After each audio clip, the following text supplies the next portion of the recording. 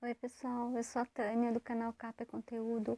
Esse é um canal novo que eu gostaria que vocês interagissem comigo, que vocês dessem seu joinha, que vocês se inscrevessem, compartilhassem, para ajudar o trabalho, tá bom? Eu hoje vou falar sobre Mauá, esse livro muito legal, Mauá, o Empresário do Império, escrito por Jorge Caldeira. Jorge Caldeira, o escritor, biógrafo, já escreveu também a biografia de Noel Rosa. Ele é mestre em sociologia e ele é doutor em ciências políticas, tá?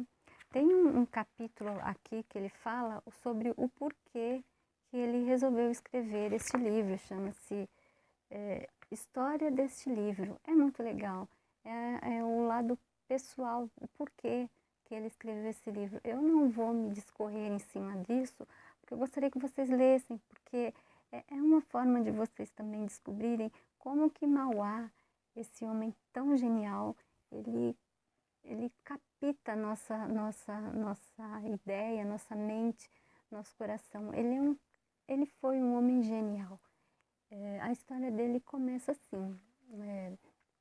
Ele tinha por volta de 5 anos, 6 anos, o pai dele foi fazer uma negociação com gado lá acho que no Uruguai, né? E aconteceu o seguinte, houve uma emboscada e o pai dele foi morto a bala.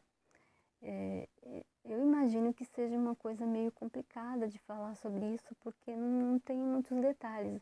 A princípio, parece que foi uma coisa meio escusa, meio por baixo dos panos, e o pai dele, infelizmente, morreu, deixando ele e uma irmã mais velha órfãos.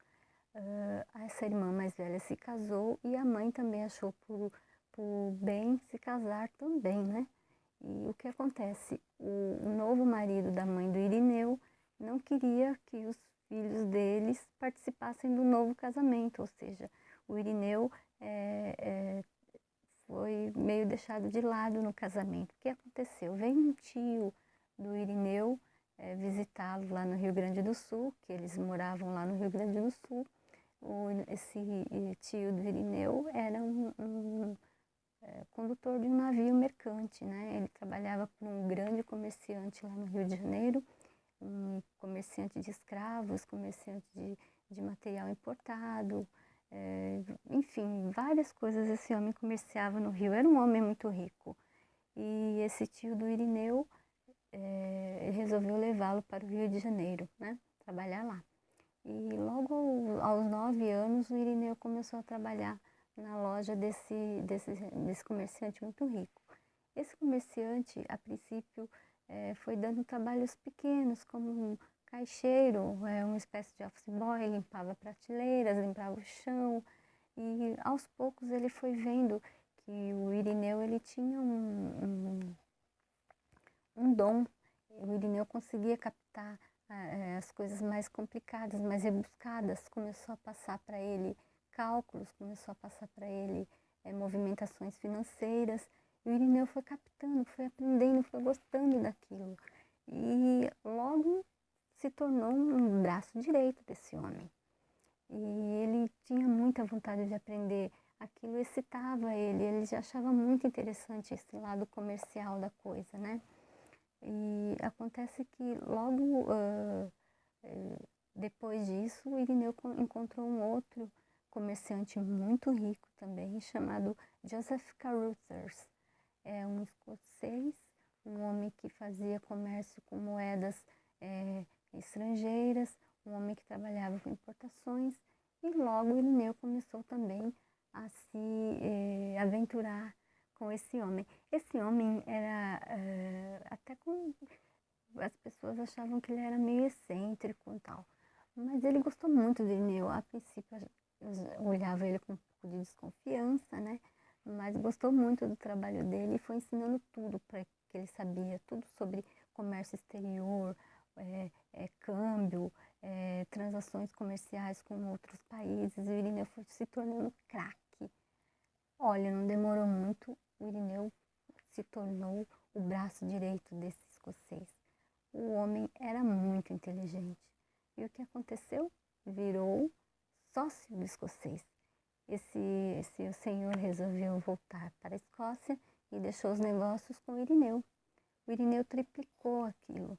Há pouco tempo ele já começou a movimentar o negócio de uma forma excepcional.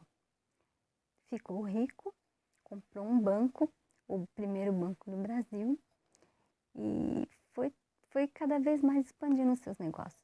Esse era o empreendedor, viu?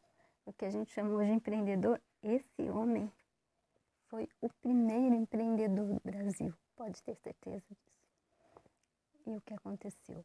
Ele começou a fazer negócio no estrangeiro, começou a mexer com outras moedas, começou a fazer negociações muito acima do que os outros comerciantes faziam, com muito mais detalhamento, com muito mais preciosismo.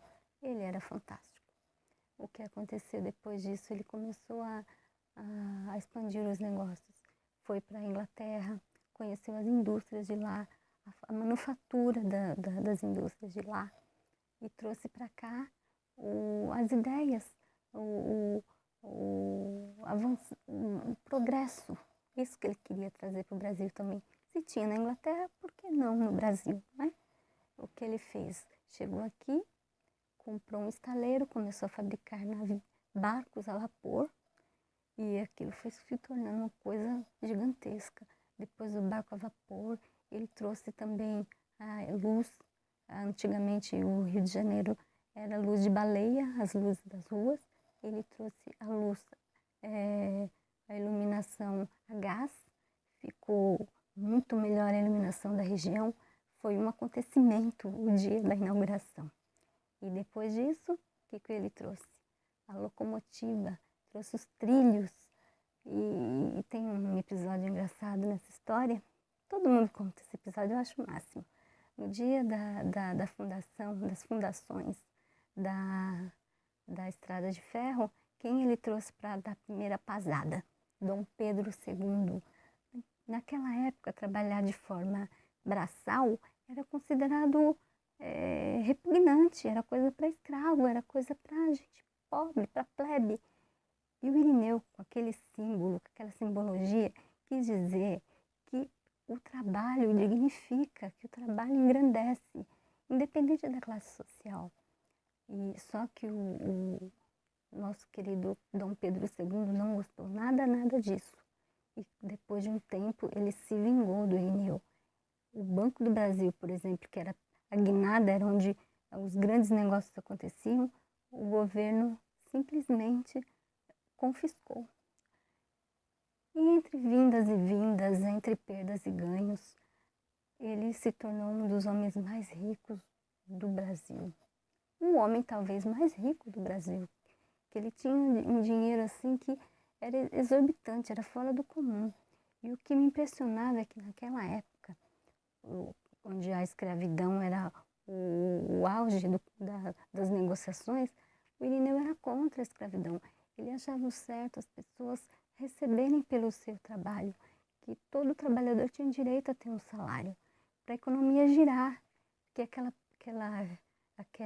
aquele tempo de escravidão já estava superado nos países desenvolvidos. Ele tinha essa visão futurista, entendeu? Ele era um cara acima, muito à frente do tempo dele. E ele teve vários golpes, várias coisas aconteceram. Ele teve muitos funcionários, ele teve, sabe, a economia globalizada, que é tão falado hoje em dia, Mercosul? Ele tinha empresas fora do país, ele tinha empresas no Uruguai, entendeu? Ele tinha muitas empresas, inclusive empresas lá na Inglaterra ele teve também. Muitos funcionários, uma cabeça excepcional. E tem também uma parte de empreendedorismo que ele não tinha medo de arriscar. Ele partia para cima, ele jogava, ele era muito assim, perspicaz, muito empreendedor, muito engenhoso. Olha, se o Brasil tivesse uns 5 homens desse, a gente estaria potência, teria dominado o mundo, entendeu? Em termos econômicos.